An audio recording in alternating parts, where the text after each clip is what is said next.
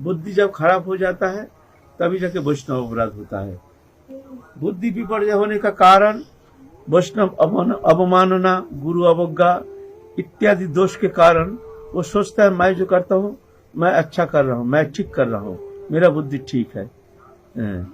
भक्ति जगत में जब आगे बढ़ता है तो भक्ति देवी की कृपा जब होती है तो साधक का अंदर क्या लक्षण दिखने में आता है।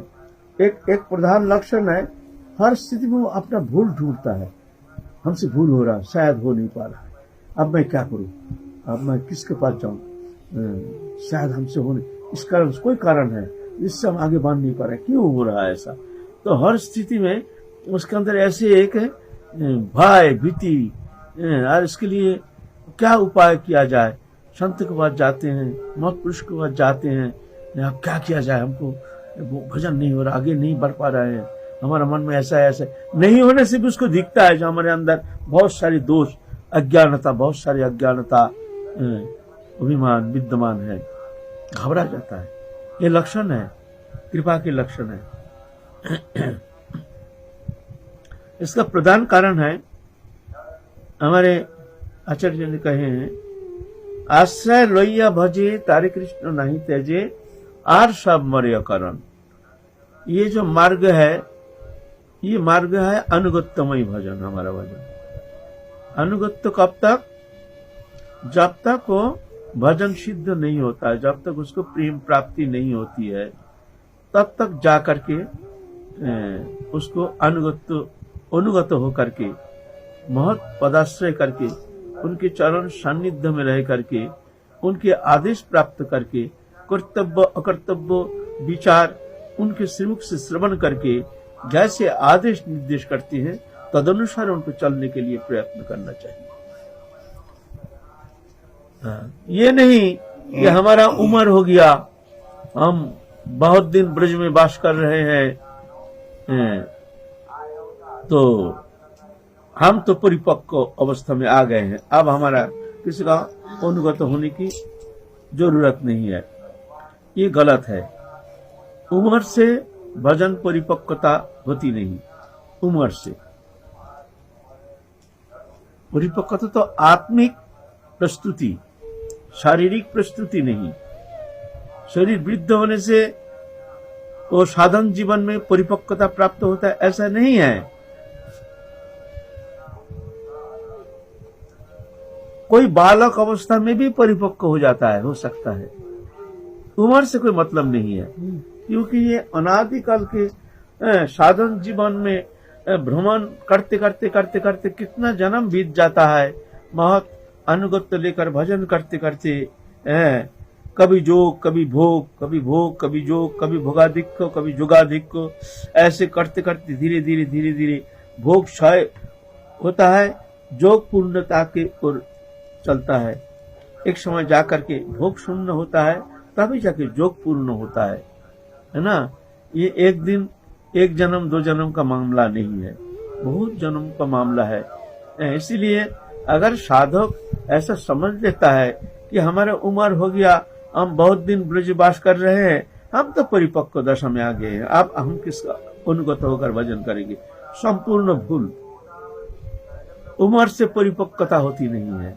परिपक्वता होता है आत्मिक जीवन। आत्मिक जीवन जो हमारा है वहाँ परिपक्वता, परिपक्व तभी होता है जब जाकर के वो इस जड़ीय बंधन से मुक्त होकर भगवत प्रेम प्राप्त करने में समर्थ हो जाता है। तब भगवत कृपा से तभी वो जाकर के परिपक्व दशा प्राप्त हो सकता है। अब तुम चिंता करके देखो, क्या तुम्हारा वो स्थिति आ गई है, तुम उस स्थिति में पहुंच गए हो। पहुंच जाने से तो ऑटोमेटिकली प्रकाश हो जाएगा। तो जब तक ऐसी स्थिति नहीं होती है, एक नितांत दाम्भिक जो होता है, अज्ञानी जो होता है, वैष्णव अपराधी होता है, वही जाकर के सोचता है मैं तो ठीक हूँ, मेरा बुद्धि ठीक है, अब मैं तो परिपक्व दशा में आ गया हूँ, मैं, मेरा उम्र हो गया, अब तो मैं बहुत दिन भजन कर रहा हूँ।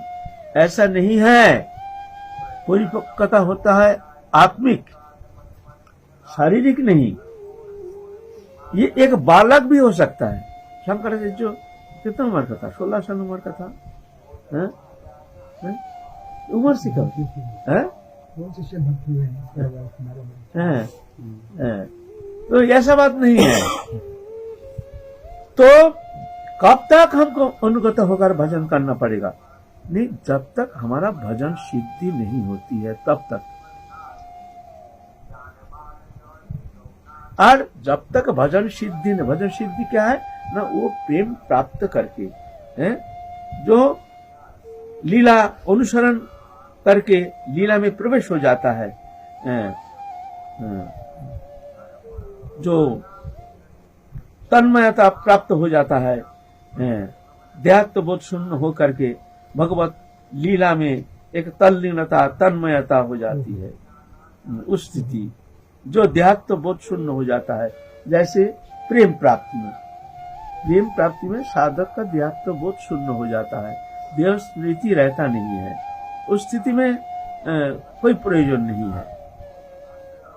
लेकिन उसके पहले खाना अच्छा लगता है, पीना अच्छा लगता है, मान अभिमान है, अहंकार दंभ है, क्रोध है, काम है, सब अभिनिवेश है, सब अच्छा लगता है।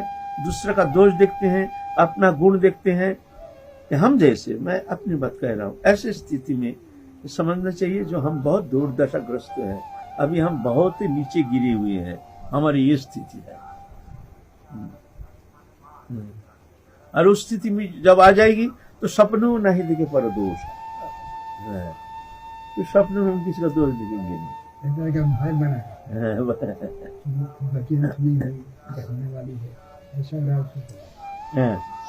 तो श्रीमद् भागवत महापुराण कहते हैं, जब तक भगवत प्राप्ति नहीं होती है तब तक अनुगत होकर भजन करना चाहिए। गुरु अनुगत उत्तम। भगवत प्राप्ति का लक्षण क्या है? भगवत प्राप्ति का लक्षण जिस स्थिति में जाकर के उसका जड़ चेतन ग्रंथ ही खुल जाता है, वो दिव्य स्वरूप प्राप्त करके मायातीत, गुणातीत, इंद्रियातीत हो जाता है।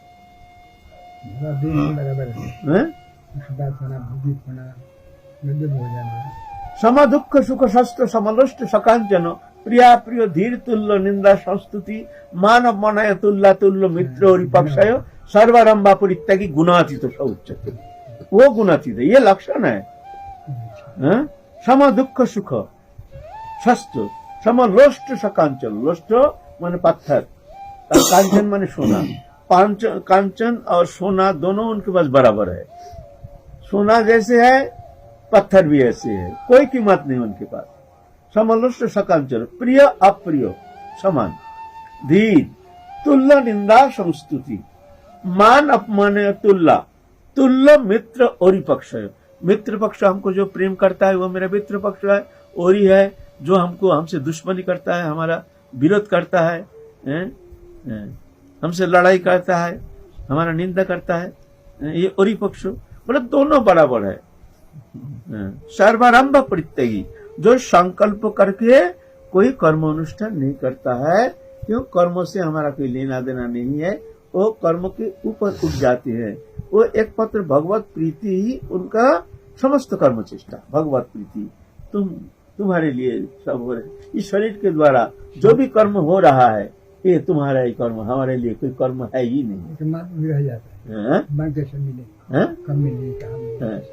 उसका शरीर संबंधी कोई कर्म का कोई प्रयोजन होता है नहीं।